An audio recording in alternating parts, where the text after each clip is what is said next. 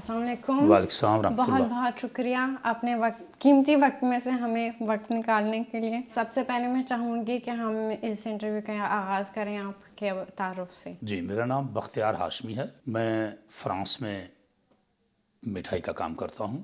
میں 1955 میں پیدا ہوا پاک وطن شریف میں. بیسک تعلیم بورے والے میں حاصل کی. اس کے بعد میں نے لاہور ایم اے کالج میں گریجویشن کی. فرانس میں 1981 میں آیا.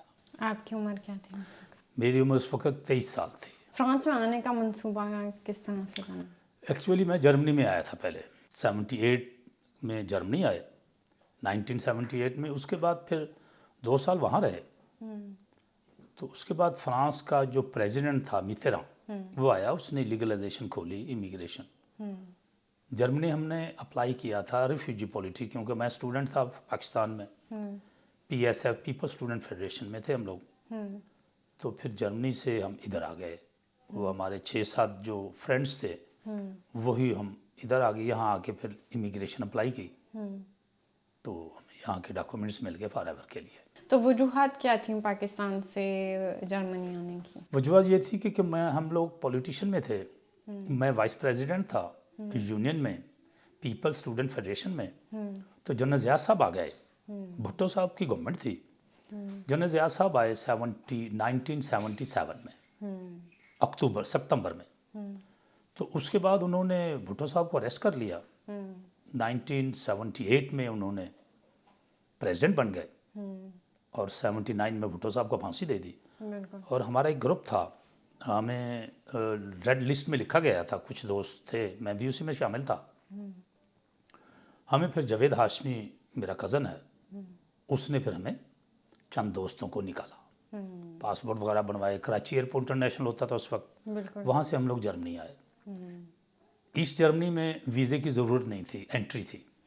ایسٹ جرمنی ہے, وہاں سے پھر ہم لوگ جرمنی آ گئے. وہاں کے پولیٹیکل سٹے لیے. شروعات کے جو چند دن تھے ان میں آپ کی کیفیت کیسی تھی؟ کیا آپ کو عجیب لگا ماحول کے حساب سے؟ اور یہ کہ آپ اپنے وطن سے جدا ہوتے ہیں تو یہاں پہ یہ پتہ چلتا ہے آپ کی پرسنل چوائس شاید نہیں تھی, تو آپ کو ملال ہوا, افسوس ہوا, کس طرح کی کیفیت تھی آپ کی؟ جی بالکل, سٹارٹ میں تو بہت کچھ ہوا, لیکن جرمن قوم اتنی اچھی تھی کہ ان کا پیار, ان کا بیہیو ہمیں پیچھے کی یاد کو بھلا رہا تھا. پھر سچویشن اس قسم تھی, ہمارے وہی دوستوں کا گروپ تھا, ہم آپس میں ایک دوسرے سے ملتے تھے, ایک دوسرے کا دکھ بانٹ لیتے تھے.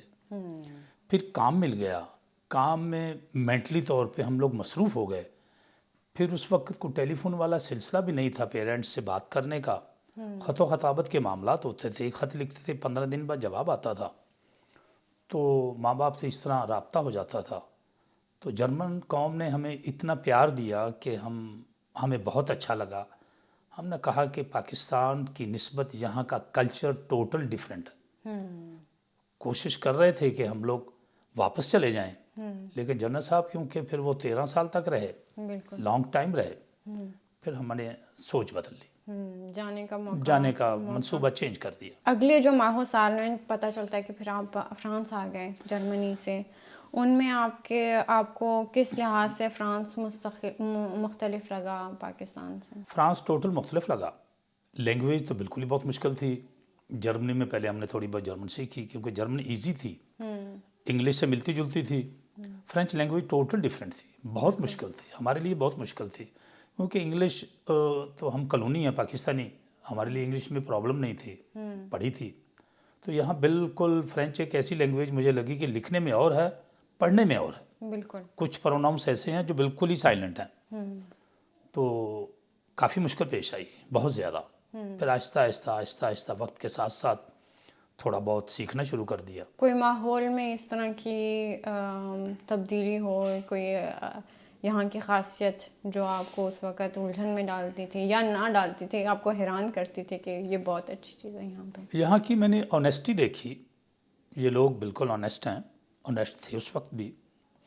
جس جگہ پہ میں نے کام کیا وہاں میں نے ان لوگوں کا بیہیو دیکھا, اور میں بالکل صرف اکیلا ہی تھا پاکستانی اس جگہ پہ.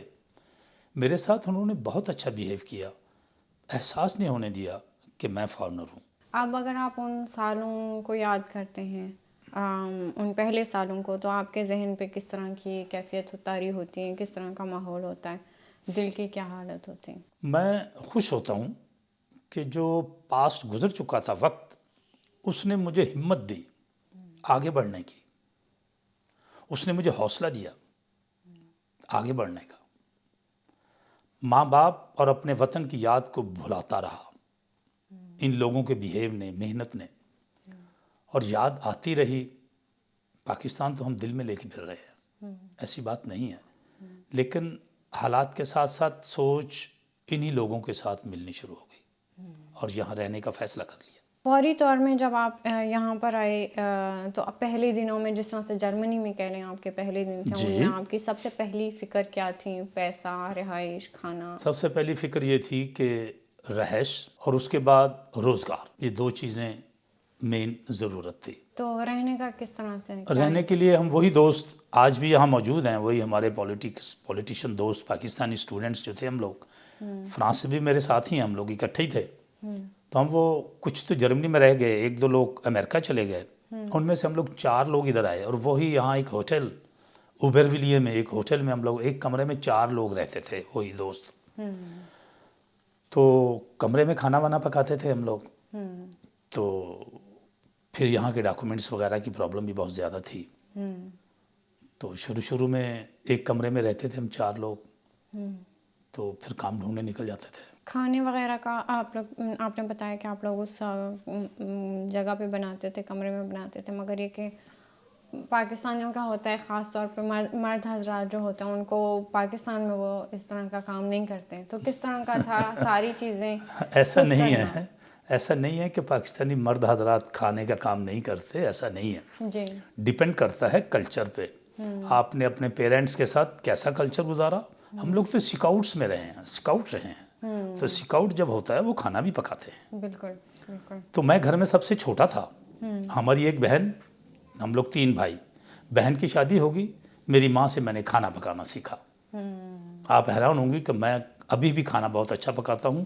چپاتی بناتا ہوں ہاتھ سے، لڑکیاں بیلنے سے بناتی ہیں، میں ہاتھ سے بناتا ہوں. پیپروں کے اس وقت آپ نے بتایا کہ حالات تھوڑے مشکل تھے، کس طرح سے پھر آپ کی لیگلائزیشن ہوئی اور پیپر میں؟ ہم نے یہاں ایک دوست ملا، یہاں پرانا دوست تھا، میں اس کو بھولا نہیں ہوں. میرا وہ محسن ہے، صوفی اجمل اس کا نام تھا. تو اس نے ہماری ہیلپ کی. وہ he was a taxi driver here. تو جب ہم لوگ کہیں آ رہے تھے جرمنی سے تو ہمیں وہ ملا، میٹ سے ہمیں وہ یہاں لے کر آیا. اس نے اپنا ایڈریس وغیرہ دیا، اس نے ہماری ہیلپ کی. اس نے ہمیں بتایا کہ پرفیکچر کیا چیز ہے، کس طریقے سے آپ نے ڈاکومنٹس جمع کروانے ہیں. لیکن I am thankful Pakistan embassy, جنہوں نے ہمارا پچھلی ڈیٹوں میں نیا پاسپورٹ بنا کے دیا. پاکستانیوں کو بہت ہیلپ کی ان وقتوں میں پاکستان ایمبیسی نے. تو پھر ہم نے پرفیکچر میں ڈاکومنٹ جمع کروائے، اجازت مل گئی. اس وقت کارٹے سجور اور کاختو تاوائی 2 ڈیفرنٹ ڈاکومنٹس ہوتے تھے. 2 پیپر ہوتے تھے، کام کی اجازت اور رہنے کی اجازت کا. آپ نے فرانسیسی کیسے سیکھی؟ ہاں جی. اور کس حد تک آپ نے سیکھی؟ جہاں تک فرانسیسی کا تعلق ہے، میں اس سے ریلیٹ ہے کام. جب مجھے پیپر مل گئے تو اس میں کنڈیشن تھی کہ آپ کے پیپر رینیو ہوں گے جب آپ کے پاس کانٹریکٹ ہوگا، کانترا دو تاوائی، وہ منیمم 1 سال کا اس وقت. تو میں صبح اٹھتا تھا، یہ ذہن میں رکھنا کہ میں اپنی لائف میں شاید ہی کہیں ایسا دن ہو کہ صبح فجر کے بغیر گھر سے نکلا ہوں. جب سے میں نے ہوش سنبھالی ہے تو نماز پڑھ کے تو راؤنڈ لگاتا تو اوبرولے ایونیو ریپبلک میں وہاں آئین پیو کا آفس تھا، وہاں چلا جاتا تھا. آفس کھلتا تھا 8:30 بجے. اپوائنٹمنٹ ایکسچینج، میں جا کے اس کی سیڑھی پہ بیٹھ جاتا تھا. وہ عورتیں آتی تھی، مجھے فرینچ میں کچھ پوچھتی تھی، مجھے کوئی سمجھ نہیں لگتی تھی. میں اپنی انگلش جھاڑتا تھا، وہ فرینچ میں پوچھتی تھی، مجھے کوئی پتہ نہیں. 3-4 دن کے بعد وہ تنگ آ گئی. ایک عورت اندر سے آئی، مجھے کہتی تمہیں کام چاہیے؟ میں نے کہا ہاں. کون سی زبان سمجھ؟ تو میں کہا جو بول رہی ہے. وہ انگلش بولنا شروع کر دیا اس نے. تو اس نے مجھے کہا ٹھیک ہے، کیا کام جانتے ہو؟ تو میں نے اس سے کہا کہ میں جہاز نہیں چلا سکتا، باقی سب کچھ کر سکتا ہوں. دیٹ واز میری مجبوری. کیونکہ کانٹریکٹ چاہیے تھا. تو اس نے مجھے کہا اچھا ٹھیک ہے تم پینٹ کا کام جانتے ہو؟ میں نے کہا بالکل ایزی ہے میں کر لوں گا. مجھے کبھی نہیں, میں تو پاکستان میں اسٹوڈنٹ تھا. اچھا اس نے مجھے پینٹ کے لیے بھیج دیا اور مجھے یہ نہیں پتا, میں نے سمجھا کہ پینٹ یہ دیواروں والا, اس نے مجھے گیراج میں بھیج دیا گاڑیوں کے پینٹ کے لیے. تو میں نے کبھی گاڑی کو رنگ ہوتے دیکھا ہی نہیں تھا. گیراج میں چلا گیا. گیراج تھا یہ گارچ میں, کیا تھا وہاں کینس کے ایریے میں. تو وہاں ایک گراج تھا رونو, رینالٹ کا گراج تھا. میں چلا گیا وہاں, تو اس باس نے, پاترون نے مجھے ایک کیبن جس میں گاڑیوں کو رنگ کرتے ہیں کیبن میں بھیج دیا. تو ایک لڑکا تھا ساتھ جو میرے ساتھ کام کرتا تھا. تو میں 1 گھنٹہ کھڑا رہا, اس کو دیکھتا, اس کی زیارت کرتا رہا. گاڑی کی اس کو کیا کرنا میں نے. اس بچے نے جا کے بتایا کہ اس بندے کو کام نہیں آتا. باس نے مجھے آفس میں بلا لیا. مجھے اس نے کہا تجھے کام آتا ہے؟ میں نے کہا ہاں. میں نے اس کو جھوٹ بولا. کہاں کام کیا؟ میں نے کہا میں نے جرمنی میں کام کیا, میں نے تو کاروں کی انڈسٹری میں کام کیا, کاروں کی فیکٹری میں کام کیا, وہاں اور یہ کام میں فرق ہے. وہ سمجھ گیا کہ اسے یہ کام نہیں آتا, یہ فیکٹری میں کام کرتا رہا. اس نے مجھے کہا یہ ڈیفرنٹ ہے, سو میں آپ کو کام پہ نہیں رکھ سکتا. اس نے مجھے 100 فرینک دے دیا بیٹی. مجھے کہا کام نہیں ہے. میں اس کے آفس سے نکلا, رو پڑا. میں میری آنکھیں بھر آئیں.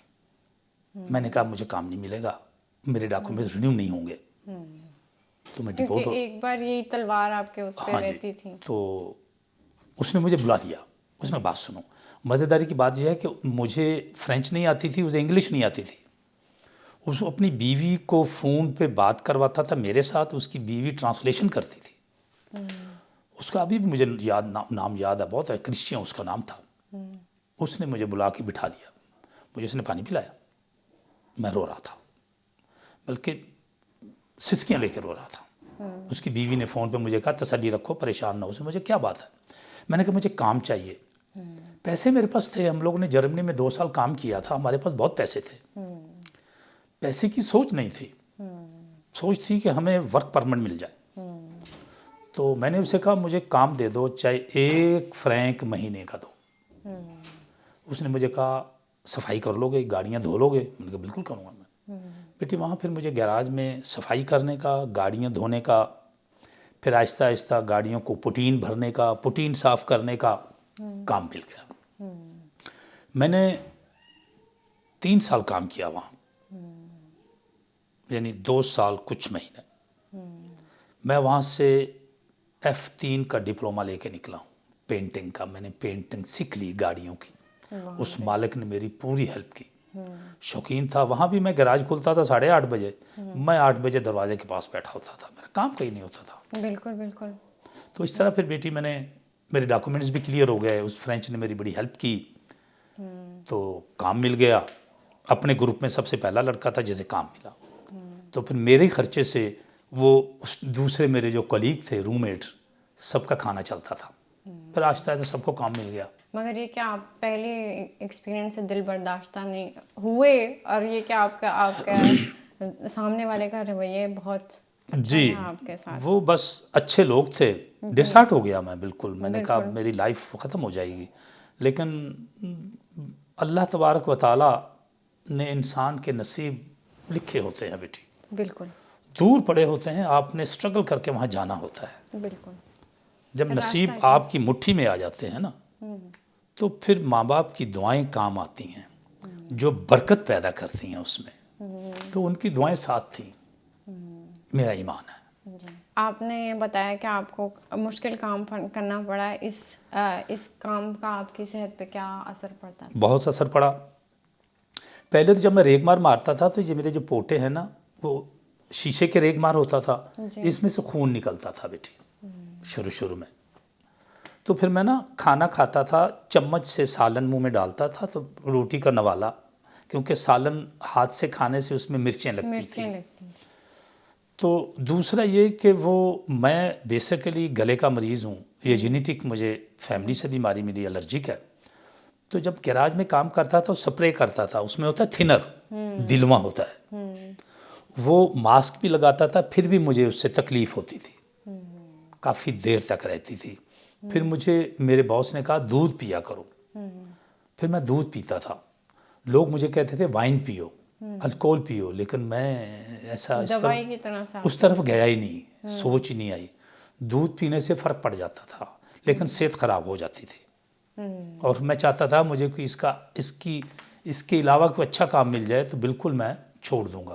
تو وقت نہیں ملتا تھا, سنڈے سیٹرڈے چھٹی ہوتی تھی, سنڈے سیٹرڈے کام کہیں ڈھونڈ ہی نہیں سکتے تھے. تو اس وجہ سے آپ کو کرنا پڑا 3 سال جی تک. میں کرتا رہا کام. جو آپ کی اجرت آتی تھی, آپ بتا رہے تھے کہ ان سے آپ کے دوستوں کا خرچہ چلتا تھا ایک وقت تک, باقی اس کے بعد آپ اپنے پیسوں کا کیا کرتے تھے؟ 2700 فرینک میری تنخواہ تھی. ہم لوگ کرایہ دیتے تھے اس وقت 1000 فرینک کمرے کا کرایہ تھا. ہوٹل تھا, پرائیویٹ کمرہ نہیں تھا. تو ہم دوست مل کے خرچہ برداشت کرتے تھے, کھانا پینا یہ, اور باقی تھوڑے بہت بچتے تھے 400-500, وہ میں جمع کر لیتا تھا.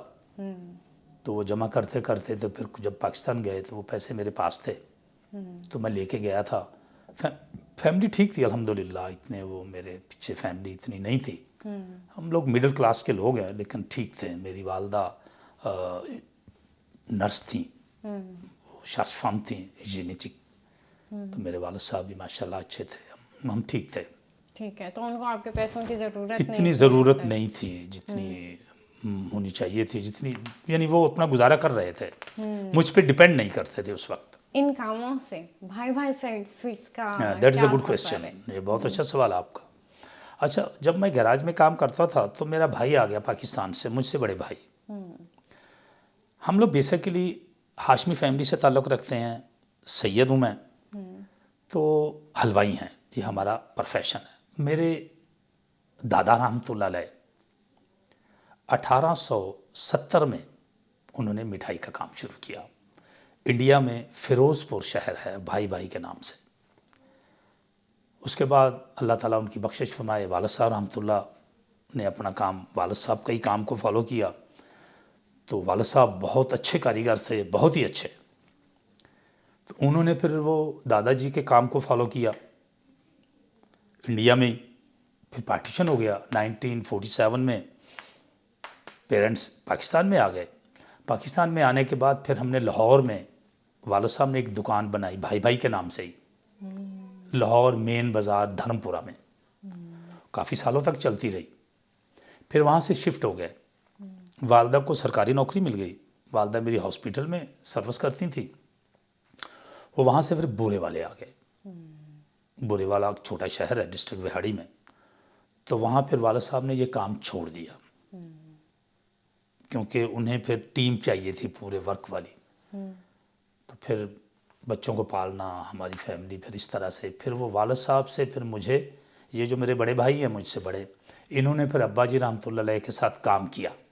دونوں بھائیوں نے, انہوں نے یہ مٹھائی کا کام ابا جی سے سیکھا. تو بورے والے میں آپ لوگوں نے دوبارہ سے نہیں, بھائیوں نے مختلف دکانوں پہ مختلف جگہ پہ کام کیے. بڑے بھائی نے رحمۃ اللہ علیہ نے, وہ بھی دنیا میں نہیں ہے, میرے دونوں بھائی دنیا میں نہیں ہیں, انہوں نے لاہور میں کام کرتے رہے. اس سے جو چھوٹے, انہوں نے ملتان ڈسٹرکٹ میں کام شروع کیا. اچھے کاریگر تھے وہ یہاں آ گئے میرے پاس. میں سب سے چھوٹا تھا, لاڈلا تھا, تو میرے پاس آ گئے. مجھے کہنے لگے یار اپنا کام شروع کرتے ہیں, چھوڑ یار اس کام کو, تو روز تھک جاتا ہے, مجھے دیکھتا ہوں تمہیں, میں ترس آتا ہے. بڑا بھائی تھا, بہت پیار کرتا تھا. تو وہ کہتا ہے کہ میں بناؤں گا, یہاں میں نے سروے کیا ہے, پاکستانی شاپس ہیں, وہاں ہم مٹھائی سپلائی کریں گے. انہیں کہیں گے جب بک جائے گی ہمیں پیسے دے دیں. تو مجھے یاد ہے اس وقت کافی دکانیں تھیں پاکستانی, پرانی دکانیں, جن میں آسم بازار ہے, کراچی بازار ہے, اس طرح کی دکانیں تھیں. تو ہم نے وہاں مٹھائی دی. کچھ ریسٹورنٹ تھے وہاں, گلاب جامن, رس گلے, رس ملائی, گاجر کا حلوہ, یہ ہم بنا کے دیا کرتے تھے. ایکچولی میرا بھائی بناتا تھا. تو مجھے آئیڈیا تھا لیکن میں کاریگر نہیں تھا. تو میرے بھائی نے پھر اس کو شروع کیا. تو ہاتھ میں ٹیکنیک تھی. ہم نے سٹارٹ میں پھر دکانوں پہ مال دینا شروع کر دیا, ریسٹورنٹوں میں. الحمدللہ ہمارا کام ٹھیک ہونا شروع ہو گیا. پھر فارد و پاغی لگا.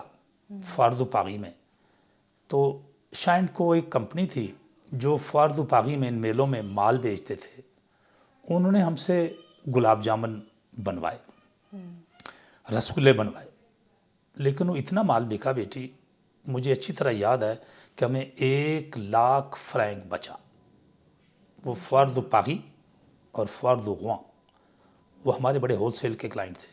میں اور میرا بھائی ساری رات مل کے کام, پھر میں نے وہاں سے کام چھوڑ دیا گراج سے نا, میں نے جواب دے دیا ہمارا کام ٹھیک ہو. میرا بھائی بناتا تھا اور میں کیونکہ فرینچ بولتا تھا تھوڑی بہت, میں مارکیٹ میں سپلائی کرتا تھا شاپروں میں لے کے میٹرو پہ جا کے. تو پھر ہم نے دکان بنا لی, پہلے گھر میں بناتے تھے پھر ہم نے دکان بنا لی. تو یہ جو نام تھا بھائی بھائی یہ تو یہ وہی پرانا ہمارے بزرگوں کا نام چلا رہا ہے, جی آپ کو سوچنا نہیں برکت پڑا والا اس کے نام بارے ہے. میں. جی میں نے اپنے ابا جی رحمۃ اللہ علیہ کو بتایا تو بڑے خوش ہوئے, کہتے یار تو نے اپنے دادا جی کا نام رکھنی ہے. واہ. مجھے آپ سے ایک سوال تھا, آپ کون سی جگہ پیرس میں جا کر بیچتے تھے, کون سی جگہیں تھیں اگر آپ کو یاد ہے؟ ہاں مجھے یاد ہے شاہ جہاں ریسٹورنٹ بڑا مشہور ہے, آج بھی شاید ہوگا, ایپینے سرسن میں ان کے بیٹے کا ایک ہے وہ, وہاں ریسٹورنٹ میں دیتے تھے, اور اندرا ریسٹورنٹ میں دیتے تھے. اناپورنا ریسٹورنٹ بڑا مشہور ہے انڈین, وہاں پاری کینزیا میں بسنتی ایک ریسٹورنٹ تھا, انڈین گجراتی تھے, دیور مسلم پیپل آلسو. تو اس طرح کے بہت سارے ریسٹورنٹ میں ہم مال دیتے تھے. تو پیرس کے اندر اور بونلیو میں؟ پیرس کے اندر, بونلیو میں مجھے پتہ ہی نہیں اس وقت کے ریسٹورنٹ تھے کہ نہیں, لیکن پیرس میں اس وقت پلس 150 ریسٹورنٹ تھے پیرس کے اندر, لیکن اس میں 100 کلائنٹ تھا ہمارا, 110 کلائنٹ کو ہم دیتے تھے. سر میں ہی تھا گلاب جامن رسگلے بنانے والا, اور تھا ہی کوئی نہیں. Il y avait aucun restaurant Gare de l'Est, Gare du Nord. Premier restaurant, c'est moi qui l'ai fait, Bye Bye Suite, dans la passage Brady, Paris 10e. اس کے بعد پھر ہم دکان مٹھائی کے بعد ہم ریسٹورنٹ کی لائن میں چلے گئے. پھر میں نے ریسٹورنٹ بنائے 1 2 3 4, پھر الحمدللہ 5 6 ریسٹورنٹ رہے ہیں. ریسٹورنٹ کی لائن میں آ گئے, پھر بس الحمدللہ اللہ کا شکر ہے, پھر سلسلہ چلتا رہا. تو اب آپ جو ہے آپ کی مٹھائیوں کی دکانیں بھی ہیں اور آپ کے ریسٹورنٹس بھی ہیں. اب میں نے ریسٹورنٹ چھوڑ دیے. ایکچولی ریسٹورنٹ کا جو کام ہے وہ رات کے 12-1 بجے تک گھر میں آنا پڑتا ہے. میرا ایک بیٹا ہے, ایک بیٹی ہے. بیٹا میرا انگلینڈ میں پڑھتا تھا, بیٹی کی شادی ہو گئی. مسز میری نے کہا کہ یہ کب تک ہم یہ چلتے رہیں گے. پھر میں نے کہا ٹھیک ہے ریسٹورنٹ کی لائن چھوڑ دیتے ہیں, مٹھائی اپنا خاندانی پروفیشن ہے, اس میں ہمیں نقصان بھی نہیں ہونے والا. پھر ریسٹورنٹ میں نے بیچ دیے بیٹی, ٹھیک ہے, ریسٹورنٹ چھوڑ دیے. پسائی براڈی میں میرے 4 ریسٹورنٹ تھے, وہ میں نے چھوڑ دیے. پھر 1 2 اور تھے, ایک ایپینے سرسن میں ریسٹورنٹ تھا, میں نے ریسٹورنٹ کی لائن بالکل ہی بند کر دی. اب سکون سے آپ کے پاس بیٹھا ہوں, ورنہ ٹائم نہیں ہوتا تھا. اب آپ کا اگلا کیا منصوبہ ہے بھائی, یعنی اس سے آگے اگر آپ سوچتے ہیں؟ اس سے آگے تو موت کی تیاری ہے, اور کچھ نہیں ہے. بیٹا ہے وہ فالو کر رہا ہے, وہ نئی جنریشن ہے, انہوں نے اپنے طریقے سے اس کو لے کے جانا آگے, وہ کر رہا ہے. میری بیٹی بھی ساتھ ہے, میری بیٹی ایڈمنسٹریشن میں ہے, بیٹا میرا فالو کر رہا ہے مجھے. تو مجھے خوشی ہے کہ یہ اتنی نسلوں سے ہمارا کام الحمدللہ. بیٹے میرے نے ماسٹر کیا ہے بزنس میں, MBA لندن میں پڑھا ہے, آکسفورڈ یونیورسٹی میں. میں نے بیٹے کو 9 سال کی ایج میں انگلینڈ بھیج دیا تھا. پہلے ایک اسلامک یونیورسٹی ہے حجاز یونیورسٹی, وہاں اس نے میٹرک کیا ود اسلامک اسٹڈی کے ساتھ. اس کے بعد پھر وہ یونیورسٹی میں چلا گیا, آکسفورڈ سے وہ ماسٹر کر کے آیا. ایپل کمپنی میں 2 سال کام کیا اس نے. پھر ہم نے بلا لیا کہ نہیں یار, لوگوں کو کما کے نہ کھلاؤ, اپنے کام میں کوشش کرو. بیٹی میری نے سوربن یونیورسٹی میں ماسٹر کیا, اردو میں بھی ماسٹر کیا ہے, بزنس میں بھی کیا ماشاءاللہ. میری بیٹی کی اردو بہت اچھی ہے. بیٹی کی اردو اچھی نہیں ہے کیونکہ وہ انگریز ہم اسے گھر میں کہتے ہیں, کیونکہ انگلینڈ میں پڑھا ہے. 2 بچے ہیں میرے, تو اس لیے پھر میں نے اپنے بچوں کے لیے, بچوں نے بھی کہا کہ پاپا یہ بوجھ چھوڑ دیں, ہم سنبھال لیں. ٹھیک ہے الحمدللہ, اللہ کا شکر ہے. اب میرا کوئی فیوچر میں کوئی بزنس کا پلان نہیں ہے. بھائی سویٹس کو کافی انعامات سے بھی آراستہ کیا گیا ہے. آپ کیا کیا آپ ہمیں ان انعامات کے بارے میں کچھ بتا سکتے ہیں؟ جس طرح سے ابھی تھوڑی دیر پہلے ہم بات کر رہے تھے ہائیجین کے بارے میں بھی، کہ آپ ساری ٹرانسپیرنسی رکھتے ہیں ان کے بارے میں اور وہ ہمیشہ اچھے ریزلٹس آتے ہیں، تو کیا آپ ہمیں ان کے بارے میں کچھ جی ہاں، میں نے ہائیجین کا کورس کیا ہوا ہے پرسنلی طور پہ، میں بہت خیال رکھتا ہوں ہائیجین کا. آپ ہماری دکان پہ جاتے ہیں، آپ نے دیکھا ہوگا لیفٹ سائڈ پہ سرٹیفکیٹس لگے ہوئے ہیں فرینچ گورنمنٹ کے ہائیجین والوں کے. وہ آپ کو پتہ ہے اچانک آ جاتے ہیں، اچانک آ کے تو پھر وہ کنٹرول کرتے ہیں. الحمدللہ کبھی ایسا نہیں ہوا، کبھی کوئی پرابلم نہیں ہوئی. اگر تھوڑا بہت ہوتا ہے تو ہمیں وارننگ دے دیتے ہیں کہ یہ فلاں چیز کی صفائی دوبارہ کر لو، ادروائز کبھی نہیں ہوا. دوسری بات یہ ہے کہ ہمیں انعامات ملے ہیں بہت زیادہ.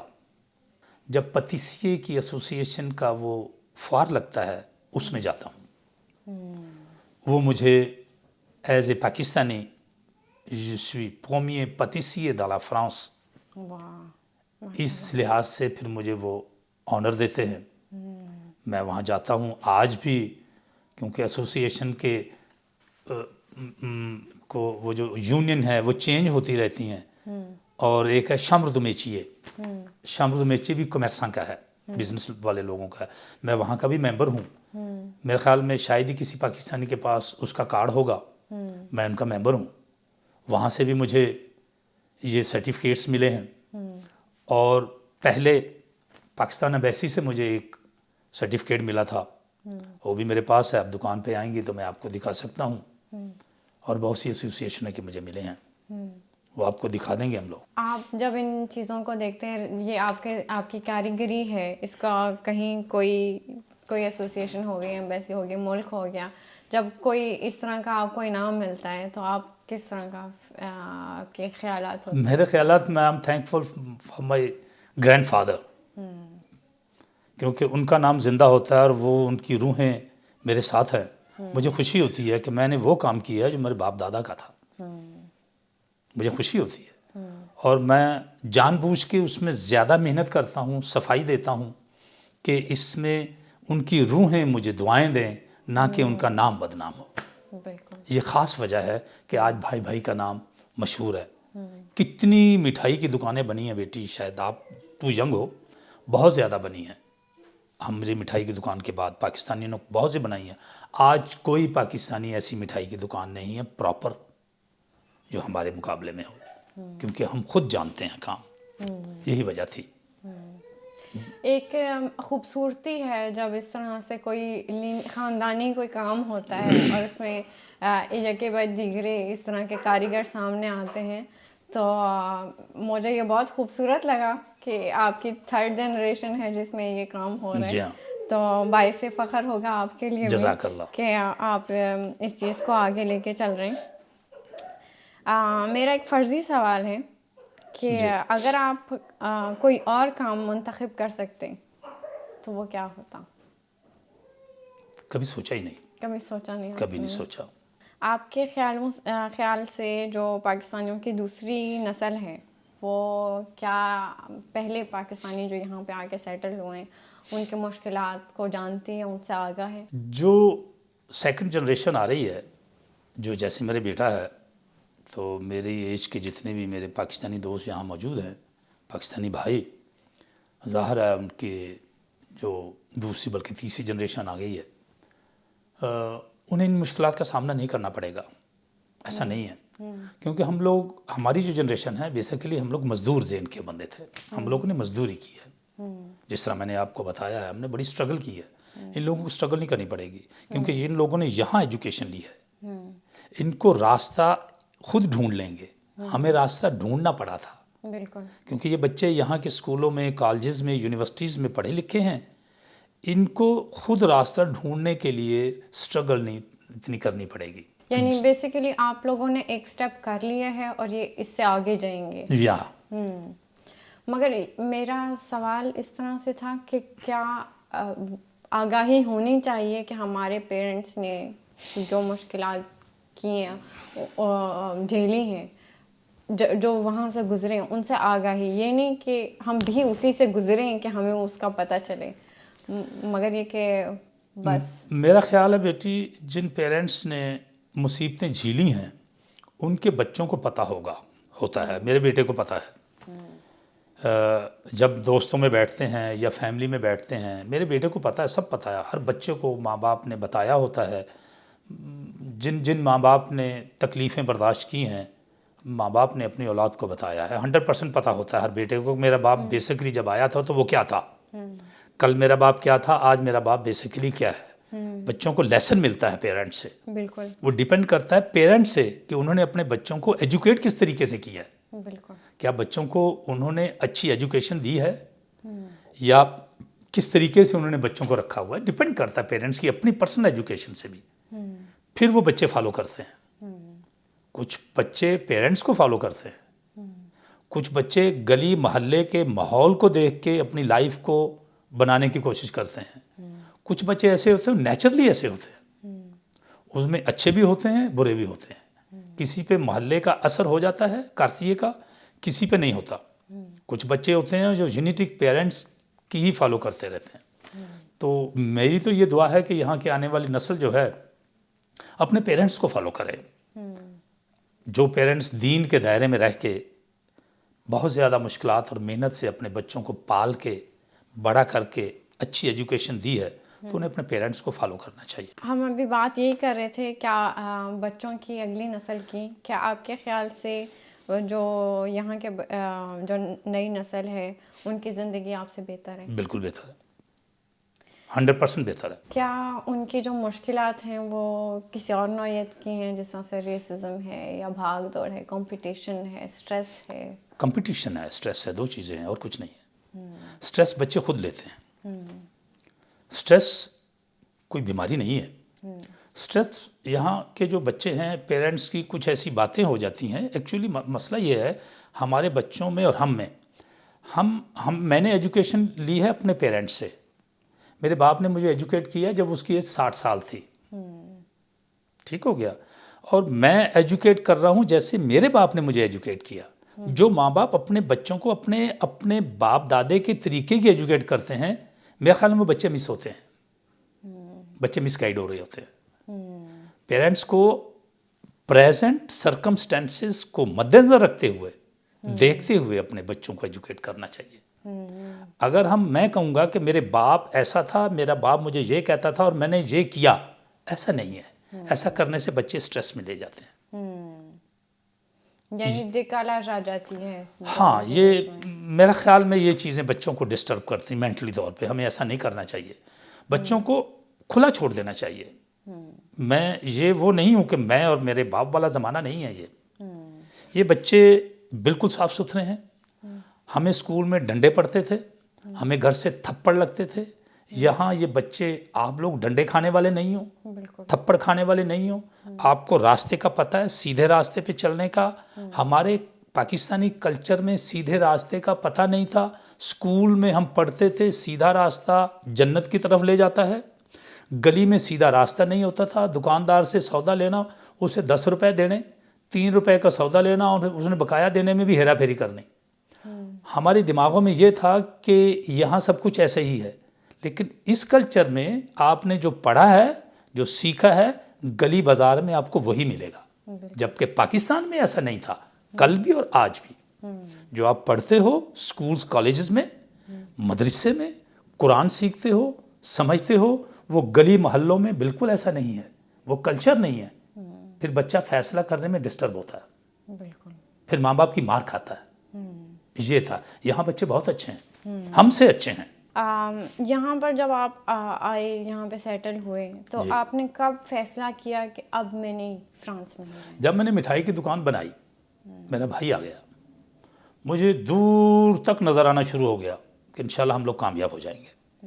फिर मैंने कहा नहीं, तो मैं इधर ही रह गया, मेरा भाई चला गया वापस। मेरे भाई ने कहा कि पेरेंट्स बूढ़े हैं। मेरे सबसे बड़ा भाई की डेथ हो गई। मैंने आपको बताया हम 3 भाई हैं, मैं सबसे छोटा हूँ। सबसे बड़े भाई की डेथ हो गई, तो भाई मेरा वापस चला गया। वो बड़ा मौलवी टाइप बंदा था, काफ़ी मजहबी था। उसने कहा मैं माँ बाप के साथ रहूँगा, तो तुम माशाल्लाह आप ठीक है। उस वक्त मेरे पास 3 रेस्टोरेंट थे और 2 दुकानें मिठाई की थी। एक जो मस्जिद है पाकिस्तानी रीदुफ अबू सननी में, उसके साथ हमारी एक मिठाई की दुकान थी, रेस्टोरेंट भी था, भाई भाई के नाम से ही।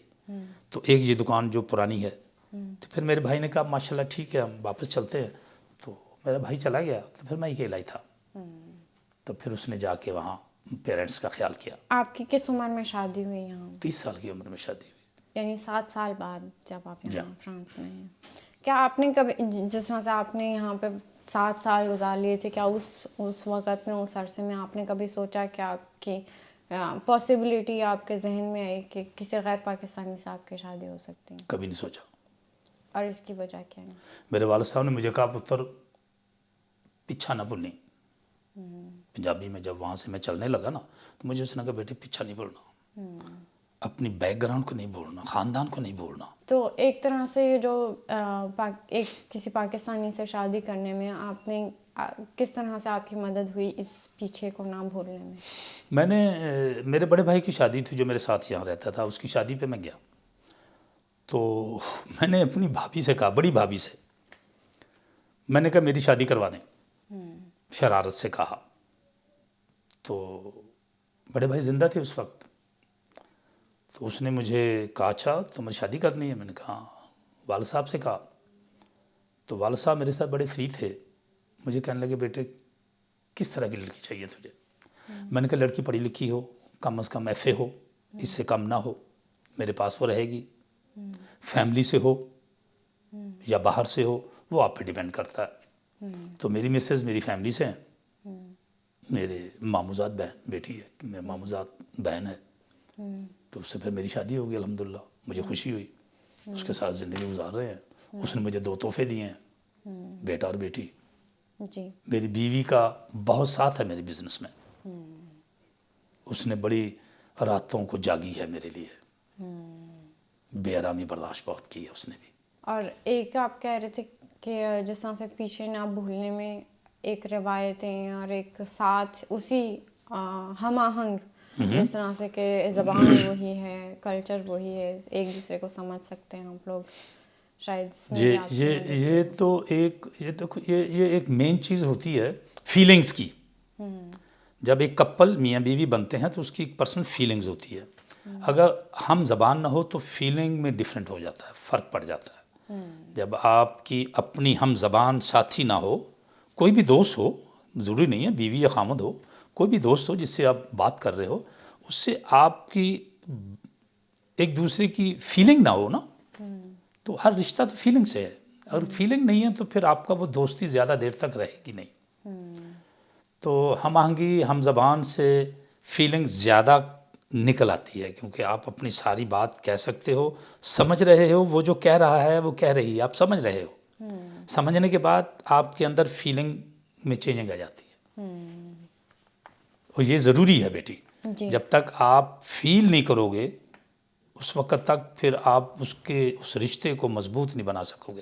فرانس سے پہلی بار آپ کا پاکستان دوبارہ جانا، لوٹنا کب ہوا؟ 5 سال کے بعد۔ کیسا لگا آپ کو وہاں جا کے؟ ٹوٹل چینج ہو گیا، ماحول بالکل فرق تھا۔ میرے گھر والے، مجھے اچھی طرح یاد ہے کہ جب میں گیا پہلی بار تو میری والدہ رحمۃ اللہ علیہ مجھے مل کے رو رہی تھیں، تو بار بار اپنے دوپٹے سے میرا پسینہ صاف کر رہی تھیں، رو رہی تھیں وہ۔ میں اللہ تعالیٰ ان کی بخشش فرمائے، وہ مجھے جب دیکھتا ہوں یاد کرتا ہوں تو میری ماں مجھے سامنے یاد آ جاتی ہے، تو مجھے کہتی تھی بہت اچھا ہے، تو نے بہت کیا خاندان کے لیے، ان کا خیال رکھنا، ان میننگ بہن بھائیوں کا اور ان کی اولادوں کا، اور میں نے کیا۔ اور یہ کہ اس طرح سے ویسے تو آپ خاندان میں سب سے چھوٹے تھے، مگر یہ کہ اللہ تعالیٰ نے آپ کے ہاتھ میں یہ رکھا کہ آپ یہ کر سکیں، تو یہ والدین کی دعائیں تھی بیٹی۔ جی۔ میں نے پھر اپنے بھائی کے، جو بھائی ادھر تھا اس کے 2 بچوں کو بلایا میں نے، انہوں نے پھر کام سیکھا وہاں، میرے پاس کام سیکھا، میرے ساتھ ہی ہیں، پھر ان کی شادیاں کروائیں، ان کی بیویاں ادھر ہیں، میری بہویں ہیں، وہ ان کے بچے ادھر ہیں۔ پھر اپنے وائف کے بھائی کو میں نے کام مٹھائی کا وہاں سکھلوایا، اپنے سالے کو اس کو بلوایا، پھر ایک میری بہن کا بیٹا اس کو مٹھائی کا کام سکھوایا، اس کو بلایا، یعنی ایک ہم نے فیملی، وہ بھی میرے پاس ہے، میرا بھانجا بھی میرے پاس ہے، یعنی میں نے یہ سب کچھ کیا۔ آج تک میں پورے خاندان کے ساتھ ہوں، ان کے دکھ درد کے ساتھ ہوں، یہ میرے والدین کی دعائیں ہیں. پھر اسلام بھی یہ کہتا ہے بیٹی اقربا اقربا اقربا، بار بار قرآن کہتا ہے. فرانس میں آپ کو پاکستان کی یاد آتی ہے؟ پاکستان کو تو ہم دل میں لیے پھرتے ہیں، یاد تو ہر وقت رہتی ہے بیٹے، وطن ہے اپنا. جب آپ نے یہاں پہ خاندان شروع کیا تو کوئی آپ کے دل میں کوئی فکر تھی یا کوئی ڈر تھا اپنی فیملی کو لے کے، کیا بنے گا، کس طرح سے ہوگا، یا آپ مطمئن؟ کبھی نہیں سوچا یہ، کوئی ڈر نہیں تھا کسی قسم کا. ہم پڑھے لکھے آدمی تھے، اسٹرگل کرنے والے تھے.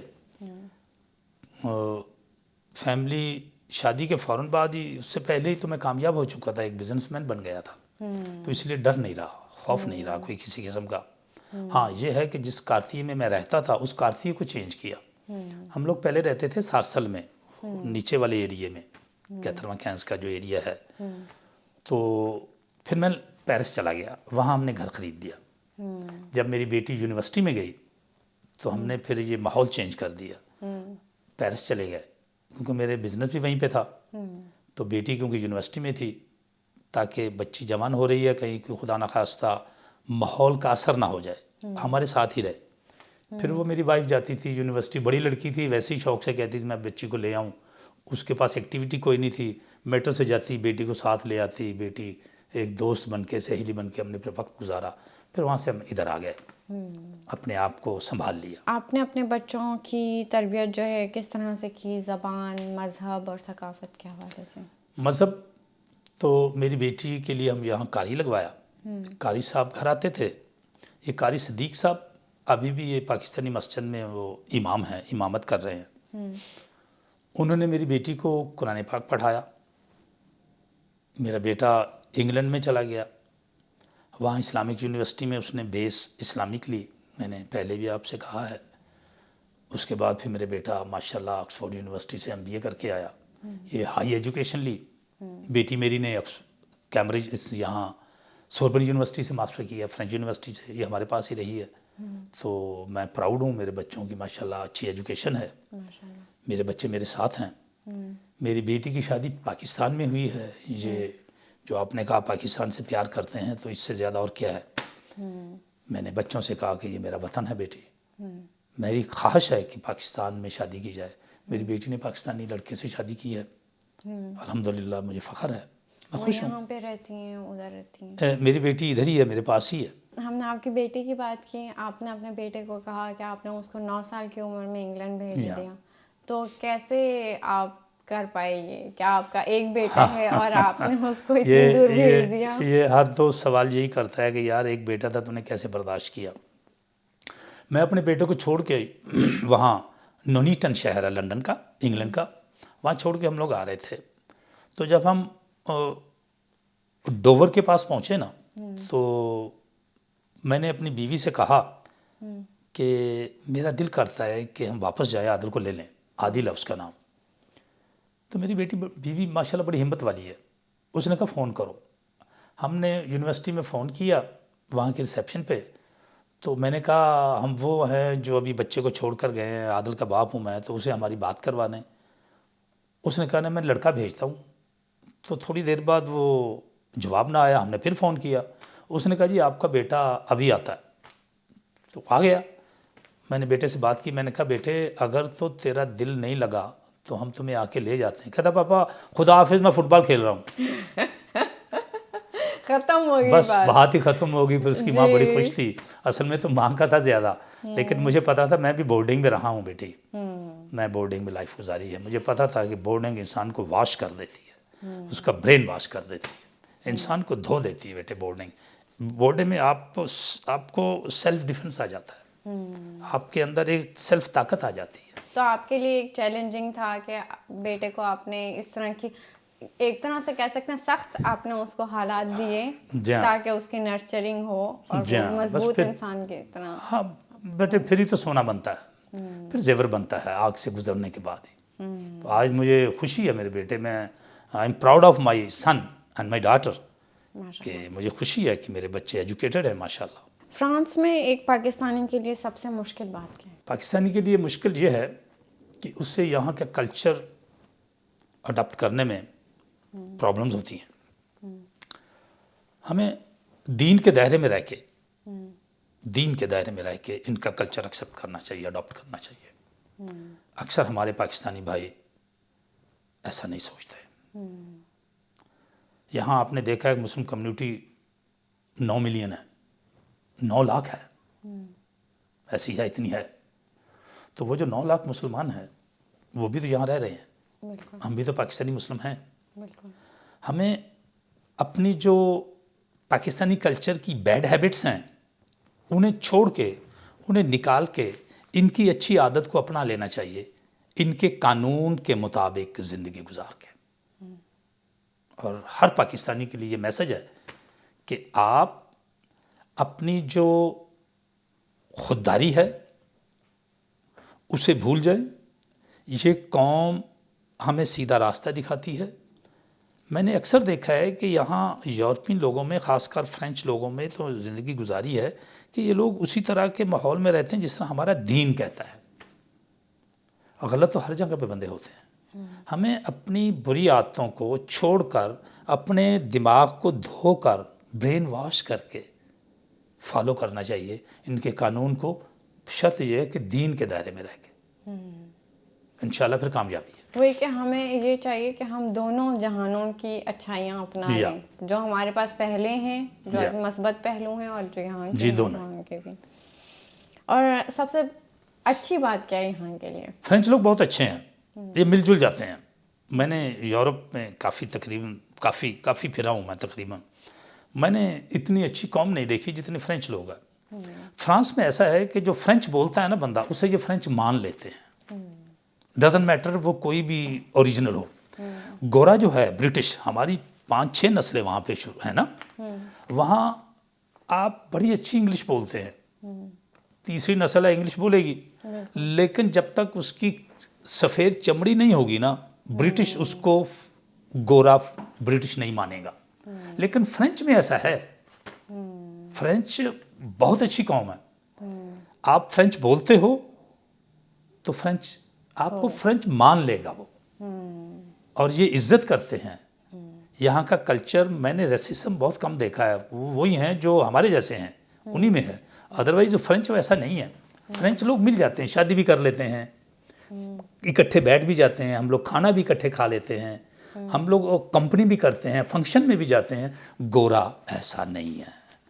جہاں پاکستانی وہاں برطانیہ میں UK میں رہ رہے ہیں نا, ایسا سیم کلچر نہیں ہے فرینچ جیسا. فرینچ ہمارے ساتھ ہمارے جیسے ہو جاتے ہیں. بچوں کی پیدائش کے بعد آپ پاکستان آتے جاتے رہے, کیا ان کا تعلق رہا پاکستان سے؟ پاکستان کا تعلق میری بیٹی کا زیادہ ہے, کیونکہ بیٹی کی اردو بہت اچھی ہے. بیٹے کا ذرا کم ہے کیونکہ اس نے وقت UK میں زیادہ گزارا ہے. وہ بھی جاتا ہے لیکن کم جاتا ہے, وہ کم جاتا ہے. آپ ان کے لیے کیسا مستقبل دیکھتے ہیں؟ بہت اچھا. فرانس میں ہوگا, پاکستان میں ہوگا, یا کہیں اور ہوگا؟ یہاں ہوگا اور کہیں نہیں ہوگا. یہاں ہوگا اور بہت اچھا مستقبل ہوگا, ہے نظر آ رہا ہے. میں نے اپنی لاسٹ 43 ایئر کی جو محنت ہے وہ نظر آ رہی ہے, مجھے بھی نظر آ رہی ہے. میں نے وہ محنت اپنے بچوں کی ایجوکیشن اور ان کے فیوچر کو برائٹ کرنے کے لیے کی ہے, جو میرے مرنے کے بعد میرے بچے میرے لیے صدقہ جاریہ بنیں گے. اب جب آپ پاکستان واپس جاتے ہیں تو کیا آپ کو پاکستان ویسا ہی لگتا ہے جس طرح کا آپ چھوڑ کے آئے تھے؟ نہیں, بالکل نہیں لگتا. نہیں, ایسا نہیں ہے. کن پہلوؤں سے؟ پاکستانی بہت ترقی کر گیا ہے. جو پیچھے 40 سال تھے وہ 40 سال والا پاکستان نہیں ہے. وہ جنریشن نہیں ہے, وہ لوگ نہیں ہیں. لوگوں میں ترقی ہے, لوگ آگے نکل چکے ہیں. وہ اگر میں 40 سال والی سوچتا ہوں تو وہ نہیں ہے, وہاں ہے نہیں ہے. آپ ترقی سے کیا مراد ہے آپ کی؟ ترقی سے مراد یہ ہے کہ لوگوں کے پاس, لوگ براڈ مائنڈڈ ہو گئے ہیں, لوگوں کی سوچ کھل گئی ہے. ہمارے وقتوں میں لوگوں کی سوچ کھلی نہیں تھی. ہم لوگ والدین کی مٹھی میں تھے, ہماری عقل ماں باپ کی مٹھی میں تھی. ہم نے کوئی ڈیسیژن نہیں لے سکتے تھے, ہمارے والدین ہمارا ڈیسیژن لیتے تھے. اب جو نسلیں ہیں وہ اپنا فیصلہ خود کر رہی ہیں. یہ میں نے وہاں دیکھا, یہ بہت فرق ہے. میں اپنے والد صاحب کی حکم کا فرما بردار تھا, میرا بیٹا میرے حکم کا فرما بردار نہیں ہے. اگر میں اسے کوئی کام کہتا ہوں وہ اچھا نہیں لگتا تو وہ کہے گا پاپا اچھا نہیں ہے, اور واقعی اچھا نہیں ہوگا تو وہ کہے گا اچھا نہیں ہے. لیکن ہمارے دور میں ایسا نہیں تھا. ہمارے باپ نے کہا کہہ دیا تو ٹھیک ہے, وہ غلط تھا یا اچھا تھا, انہوں نے ہمارا ڈیسیژن لیا. آج کی پاکستان کی جنریشن بھی ایسی ہے, انہوں نے اپنے پیرنٹس کے ڈیسیژن کو غلط ہے تو غلط کہتے ہیں, اس لیے براڈ مائنڈڈ ہو چکے ہیں, فرق پڑ گیا ہے, جنریشن بدل گئی ہے. یہ میں نے فرق دیکھا, جی کیونکہ میں نانا بھی ہوں, دادا بھی ہوں, وہاں بھائیوں کی اولاد ہے, بڑے ہو گئے, بہنوں کی اولاد ہے, اب جنریشن ٹوٹل چینج ہو گئی. بالکل. پاکستانیوں کی سب سے بڑی خوبی کیا ہے اگر ہم ڈھونڈیں تو؟ پاکستانی کی خوابیاں تو بہت زیادہ نکل آئیں گی, وہ بھی ہم پوچھیں گے آپ سے. پاکستانی کی خوبی بتاؤں آپ کو میں ایک. جی پاکستانی کہیں بھی ہو, دنیا کی کسی کنٹری میں بھی ہو, پاکستانی کو پاکستانی ملے گا نا, وہ اسے گھر تک لے جائے گا.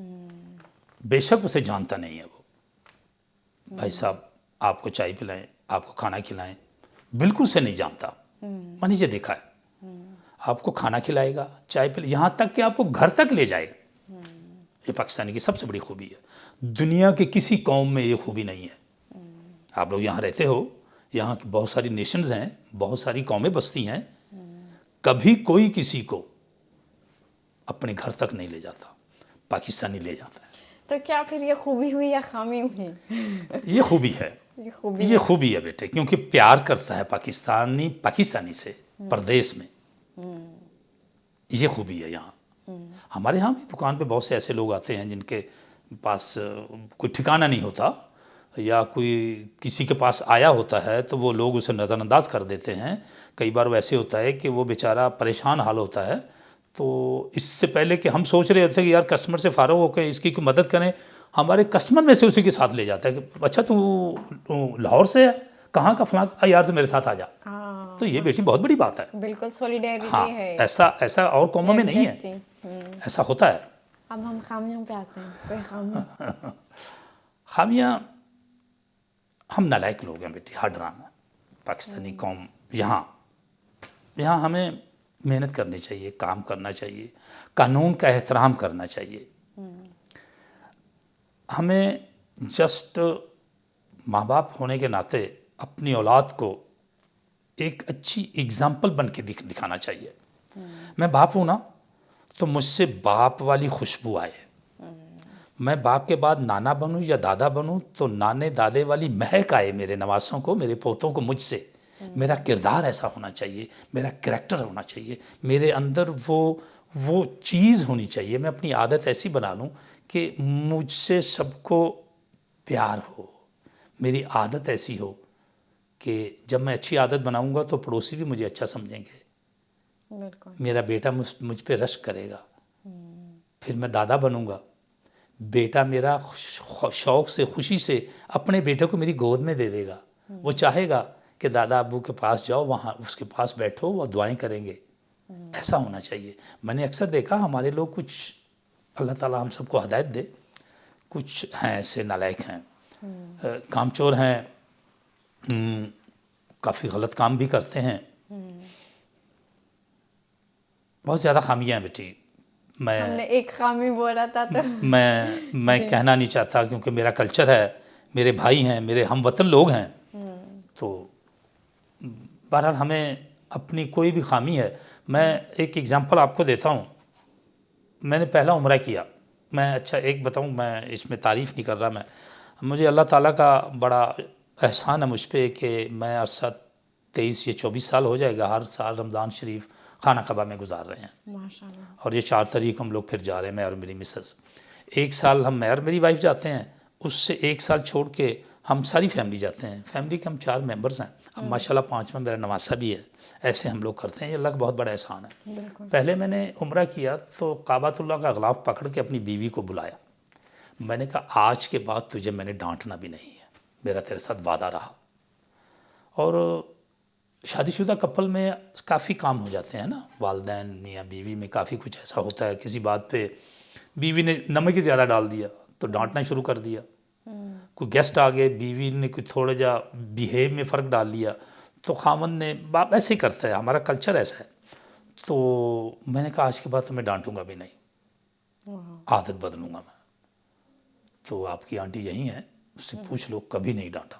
وہ بہت کچھ کہہ جاتی ہے، میں کہتا ہوں ٹھیک ہے، ہوتا ہے، تو یہ اپنی کیسے عادت کرتے بدلنی ہیں چاہیے آپ؟ بیٹی ہمیں۔ تو یہ آپ کیسے کرتے ہیں سیلف ورک؟ جب آپ نے وعدہ لیا ہے پھر یہ وعدہ اس کے ساتھ میں ہیلپ کرتا ہوں پوری، بیٹا تو بیٹی کرنے نہیں دیتے، لیکن میں بالکل، ہم لوگ کیونکہ ریسٹورنٹ کے کام میں رہے نا بیٹی، ڈش واش کرنا، صفائی کرنا، یہ سارے کام ہم نے کیے ہیں، اس میں کوئی برائی نہیں ہے، بالکل اچھی بات ہے، باقی نبی کریم صلی اللہ علیہ وسلم کی سنت ہے اپنے گھروں کا کام، اپنا کام خود کرنا، اور میں اپنی بیوی کے ساتھ کندھا جوڑ کے کھڑا ہوتا ہوں، بلکہ اس کو کہتا ہوں اس میں بھنائی میں بھی فرق ہے، سالن میں تھوڑا اور بھنائی چاہیے اس کو ابھی، تو میں شوق سے اس کے ساتھ کھڑا ہو کے اس کے ساتھ پوری ہیلپ کرتا ہوں۔ ماشاء اللہ، اللہ اسی طرح سے آپ کو رکھے۔ آمین۔ آپ کی سب سے اچھی یاد کون سی؟ اچھی یاد اچھی یاد جب میری شادی ہوئی تو ہم لوگ میاں بیوی ہنی مون پہ گئے، تو وہ میری سب سے پیاری یاد ہے۔ اور آپ کی سب سے خست یاد کوئی؟ والد کی فوت کی، میری خاص کر جب میری والدہ دنیا سے گئی تو میرے لیے سب سے زیادہ دھچکا تھا۔ کیا آپ پاکستان جا سکے اس وقت؟ جی میں وہیں پہ تھا۔ ویسے تو مجھے کئی بار لوگوں نے کہا کہ یہ سوال جائز نہیں ہے اسلام بات کے کیجیے بارے آپ۔ میں، مگر میں کرتی ہوں، اگر زندگی آپ کو دوبارہ ملے، یہ فرضی سوال ہے، تو آپ کیسی زندگی گزاریں گے؟ دوبارہ زندگی ملے گی، ایسا نہیں ہے کہ نہیں ملے گی، دوبارہ والی زندگی سب سے اچھی ہوگی، بالکل، اس کے لیے ہمیں تیاری کرنی چاہیے، تیاری کر رہا ہوں میں، میری وہی دوسری زندگی ہے کہ تیاری کروں اگلی زندگی کے لیے، دوبارہ والی زندگی کے لیے، مرنے کے بعد دوبارہ اٹھایا جاؤں گا میں، بالکل، کس نے کہہ دیا کہ دین اجازت نہیں دیتا، مرنے کے بعد دوبارہ زندگی ہے آپ کی، جی، اصل میں وہی زندگی ہے، اس زندگی کے لیے تیاری کرنی چاہیے، مجھے دوبارہ زندگی ملے گی میری محنت کی وجہ سے، میں اگر اپنی زندگی میں اچھی محنت کروں گا تو اس کا اجر ملے گا مجھے۔ کوئی ایسا سوال ہے جو ہمیں پوچھنا چاہیے تھا مگر ہماری کم کیا کہتے ہیں ہماری کم نہ سمجھ کی وجہ سے ہم وہ سوال نہیں پوچھ پائے آپ سے؟ تو کوئی ایسا سوال ہو جو ہم سے مس ہو گیا؟ میرے خیال میں نہیں، میرے خیال میں آپ نے ماشاءاللہ کافی سوالات کیے ہیں، بہت انٹیلیجنٹ بچی ہو، اللہ تعالیٰ آپ کو ترقی دے، شکریہ۔ آپ کے گھر والوں کی اور آپ کی حفاظت فرمائے۔ کوئی ایسی نصیحت، پیغام جو آپ دوسری نسل کے پاکستانیوں کو دینا چاہیں؟ جی ہاں، جو پاکستانی ہماری جنریشن ہے نا، اس کے لیے ایک چھوٹی سی ریکویسٹ ہے جسے آپ پیغام سمجھ سکتی ہیں، کہ وہی بات دین کے دائرے میں رہ کے، وہاں آپ کے نصیب پڑے ہوئے ہیں بیٹی، ہر شخص کے مقدر ہوتے ہیں جسے ہم لک کہتے ہیں، وہ پڑے ہوئے ہیں دور، اس سے لینے کے لیے آپ کو سٹرگل چاہیے، کوشش چاہیے، محنت چاہیے، دیانتداری کے ساتھ، وہ آپ حاصل کر لیتے ہو، اور وہ اس کو آگے بڑھانے کے لیے، ترقی کرنے کے لیے، کامیابی کے لیے دعا چاہیے۔ دعا وہ پیچھے والے پیرنٹس کرتے ہیں جن کو آپ نے خوش کیا ہے، دعا اس سٹرگل میں حاصل کی ہوئی نصیب میں برکت پیدا کرتے ہیں۔ تو میری سب سے ریکویسٹ ہے کہ یہ بھی نہ چھوڑیں، پیرنٹس کی دعائیں بھی نہ چھوڑیں، اور سٹرگل کریں دور تک نصیب حاصل کرنے کے لیے۔ دونوں چیزوں کو حاصل کرنے کے لیے دیانتداری اور خدمت گزاری بہت ضروری ہے۔ بہت بہت شکریہ اس نصیحت آپ کا کے بہت بہت لیے۔ شکریہ بیٹی۔